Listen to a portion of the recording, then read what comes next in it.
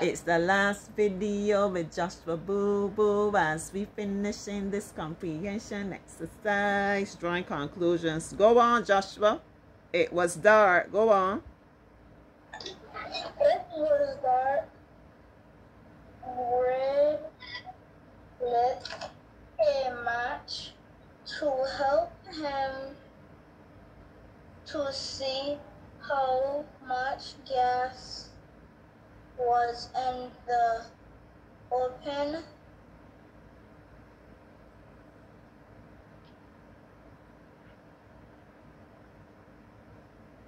months tank, and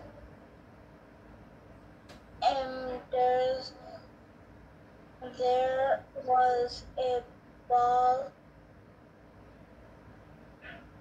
of fire in the air. Wonderful. You hear my brave Joshua, how he is reading. He's not being intimidated by these big words. He is trying. He's not saying, well, I can't do that, Auntie. Was that Joshua's trying, boy? It was dark. Greg lit a match to help him to see how much gas was in the open motorcycle tank. Immediately, there was a ball of fire in the air. What happened there, Joshua?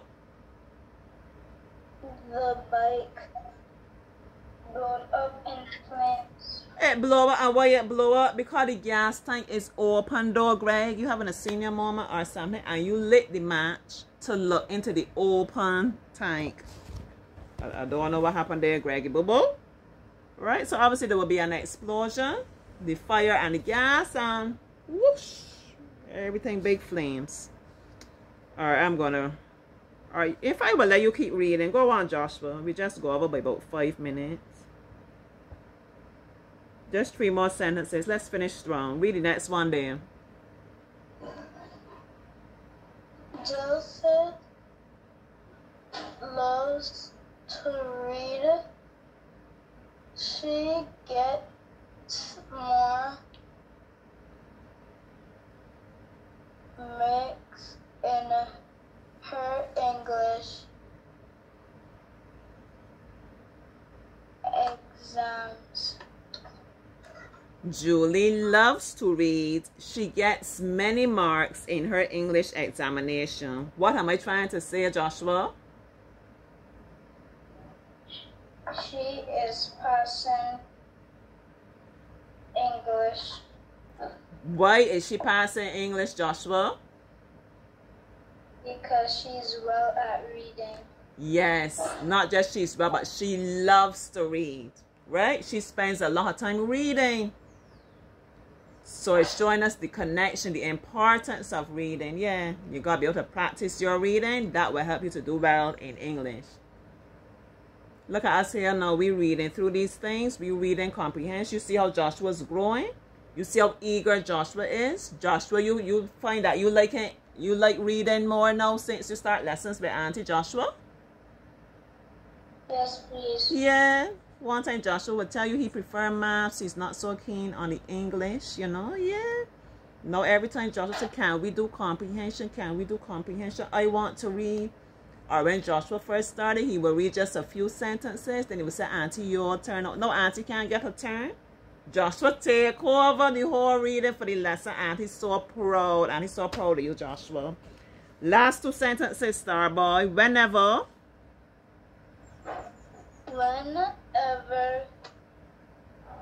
there are red flags on the beach, no one goes in the sea. Whenever there are red flags, that was perfect actually. There are red flags on the beach. No one bathes in the sea. What do red flags mean? What's the reason they're not bathing, Joshua? Danger. Danger. Anytime you see a red flag, even we use it in our conversation. Like we say, you see some kind of behavior. Let me stick a pin and come back there. Anytime You see, just now Auntie was talking about going to the beach and so on. You go to the beach and you see a red flag, do not go into the water. You think that you're good at swimming and so on. There's a reason the red flag is there for your safety. Leave it for another day, okay? Do not go into the water when you see the red flags there. So as I pass, especially like beaches on like our South Coast, and I see persons, especially tourists, in the water, and you can see the flags there. Then you put in someone to risk their life to come to try to save you if something happens. Please do not do it. In the interest of your safety, saving your life, do not go in the water when you see a red flag, okay? What I wanted to say generally, red flags, when we use that term, we also mean like you might see something about somebody's behavior, you know? Was like an example like I use now for like a child or something like that. If like you might have a friend, right? And you like this friend, you're having a lot of fun all the time. But every time, suppose the friend comes by your house, Joshua, and you tell them, what's something? Mommy says, like, don't use swear words, right? And the friend saying, don't worry about what mommy said. She in the next room, she can't hear how we talking anyway, right? Or you had to say, mommy said, don't eat in the front house or something. Don't worry about mommy. Mommy outside hanging out the clothes. If it's any crumbs or anything, we will clean it up before she comes inside. Joshua, that's somebody you will want to keep as your friend. That all the time you're trying to tell them, these are the rules, this is what mommy says. And they keep telling you, don't worry, don't mind your mommy. You think that's somebody you will want to keep as your friend, Joshua? No, please. No. Because if the friend really care about you, they will tell you, well, listen to mommy. Mommy knows best. Right? Okay, that's what mommy says. Okay, Joshua, I will respect mommy. I'm in mommy's house. You know, and I will go along with it that you can obey and do what mommy says to. Yeah. So we have red flags for small people. We have red flags for big people as well. Don't want to use it all the time talking about the big people flags. Do that in another video sometime. But yeah. Alright, and our last sentence. The drum right there in the basket, but I clap it. Give me the last sentence, Joshua Bull. Tom's son ran in the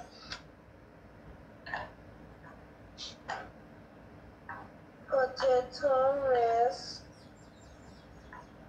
The next day, he claimed the best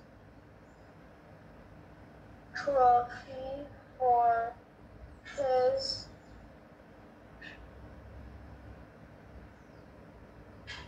athlete. Thompson ran in the potato race. The next day, he collected the best trophy for his effort.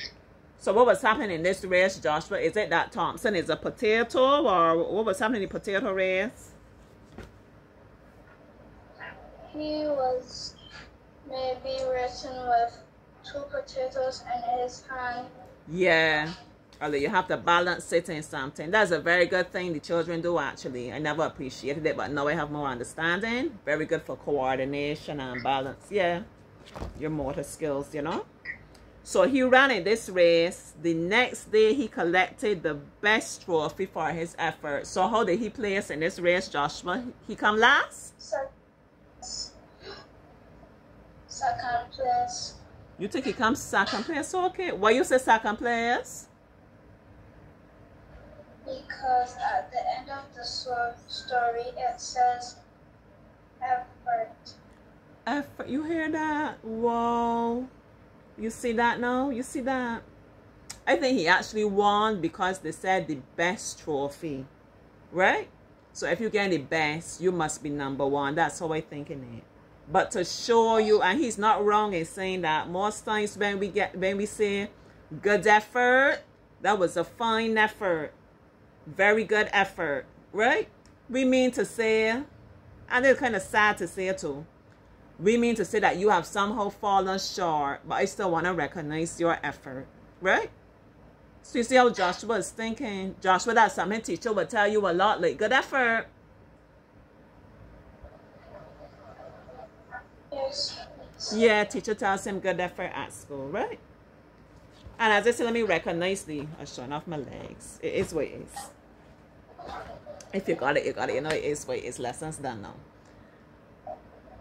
Appreciating the intention isn't in it. When we say good effort, what we really mean to say, if we want you to come all the way up here. Maybe you come from down here and you are here, but you are not quite here as yet. Right? So it's a good effort because we want to encourage you. Next time when you come again, maybe you will be here, till eventually you come up here. So we always so fast. Good effort, good effort, good effort. But listen, when we reach up top here, it's a good effort too, you know. Yeah. It's a wonderful effort. And furthermore, we got to appreciate the effort all along. Right? Yeah. That's something fascinating. That's something that's going to motivate Auntie even more. Yeah. That the fact that he heard effort, he's thinking it was second place. All right, Auntie. Joshua, that's the end of the lesson. We had so much fun today. You know, Joshua? Yeah, I really enjoy spending my Saturday with you. So everybody, be sure you can sing, you know. You can, maybe I share some of these on my WhatsApp, I will see. Because you know, it up all the storage on my phone and I do it that way.